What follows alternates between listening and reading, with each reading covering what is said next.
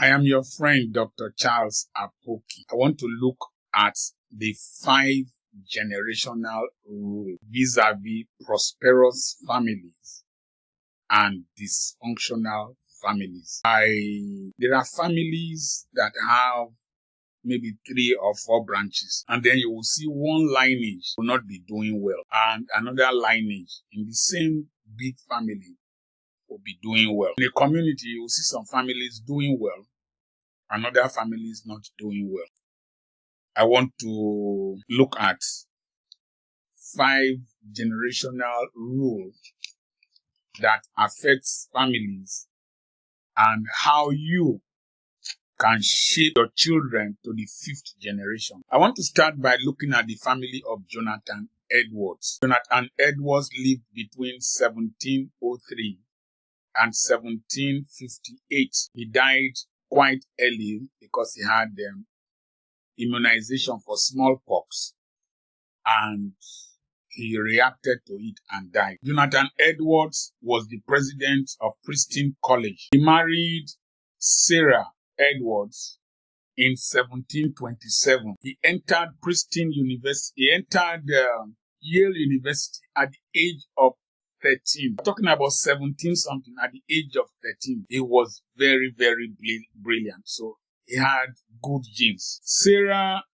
that he married was from a lineage of pastors, Puritan pastors, that pastors of holiness and righteousness. So up to 4 or 5 generations of Sarah's family were pastors. Jonathan Edwards' father was also a Puritan, a pastor. Jonathan Edwards preached a message titled "Sinners in the Hands of an Angry God," and people were gripped with the fear of hell, that men were collapsing and women were hysterical. He feared God and loved God.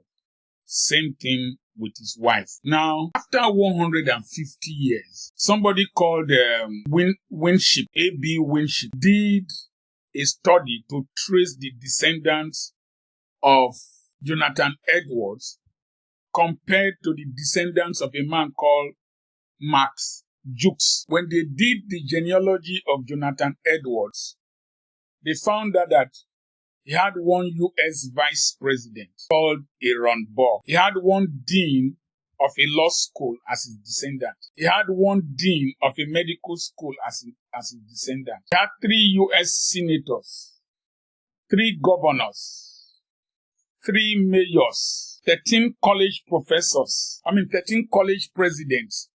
Remember, he was a college president, college year like university. He was a college president. 13 of his descendants were also college presidents. He had 30 judges, 60 medical doctors, 65 professors as his descendants. And then he had 75 military officers. He had 80 public office holders. He had 100 lawyers from his family, his descendants. And then 100 clergymen who descended from Jonathan Edwards. Remember, his wife's father, grandfather, I think great-grandfather were pastors. His father was a pastor. He had 285 college graduates. And then they said, why did this happen? Number 1, he was a godly man. Number 2, he was a very hard-working man. He wrote so many materials, books. He was an intelligent person. At 13, he was already in a university. He was morally sound. But the researcher found out that much of the capacity and the talent and the intensity and character of the family of more than 1,400 Edwards were firmly due to Mrs. Edwards, the wife. 1,400 descendants. The character of the wife contributed a great deal. Jonathan Edwards had 11 children with Sarah Edwards. Jonathan Edwards would prophesy over his children. Every day he spent 1 hour to speak with them. Every time he spent 1 hour to speak with them. So let's take these things gradually. Number 1, he came from a godly background. His wife came from a godly background. They were Puritans, that is, they believed in holiness and righteousness. The next thing was that he devoted time to his family. He was hardworking. He was morally sound. And his wife was a strict disciplinarian and was a very godly wife. Those are the characteristics of the Jonathan Edwards family. Then they did a study of another man called Max Jukes in the same city. This was done by somebody called L.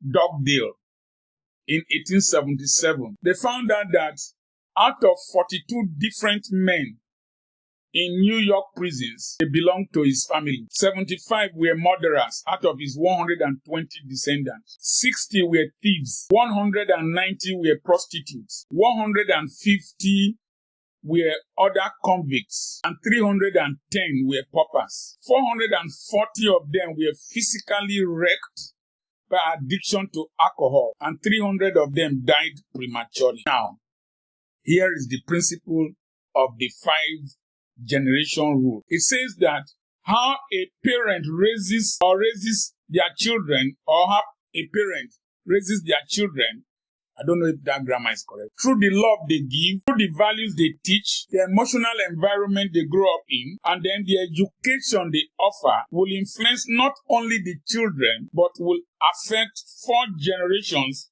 that will follow those sets of children. So, the question is, 4 generations from now, how will your children look like? How will your children's children look like? When the Bible says a righteous man leaves an inheritance for his children's children, it's not houses and buildings alone. It's values, principles, practices, philosophies. So, what are you leaving in your children? You will eventually affect 5 generations of your descendants. I have children, and my children have given me grandchildren. I think that's 3 generations now. My father planted some principles in my mind: sound education, go to school, hard work, don't take another man's thing, don't sleep with another man's wife, don't commit adultery. They have stayed with me. I'm passing them over to my children and to my children's children. God helped me with brilliance. My granddaughter has been coming first in all the arms of primary 3 in my school. All the arms consecutively. Because the same principles I enforced, that was enforced in me, I enforced in the mother. In fact, the mother told me one time that she hated me. The same principles the mother is enforcing on the child. If she comes here, she will arrange her shoes, do everything very well. So, you find out that any branch in a family that has a broken window, remember the broken window theory, something that is wrong, you refuse to go to school, you refuse to obey your parents, you refuse to be a Christian, the likelihood is that in 5 generations from where you are, it will be disastrous if you don't mend that broken window. Think about this serious. Google what I've said, Jonathan Edwards, and then Max, M-A-X, Jukes, J-U-K-E-S. Google them. You will see what I have just said. You carry the future of 4 other generations. Ensure that you raise a good generation. I remain Dr. Charles Apoki. This is serious business.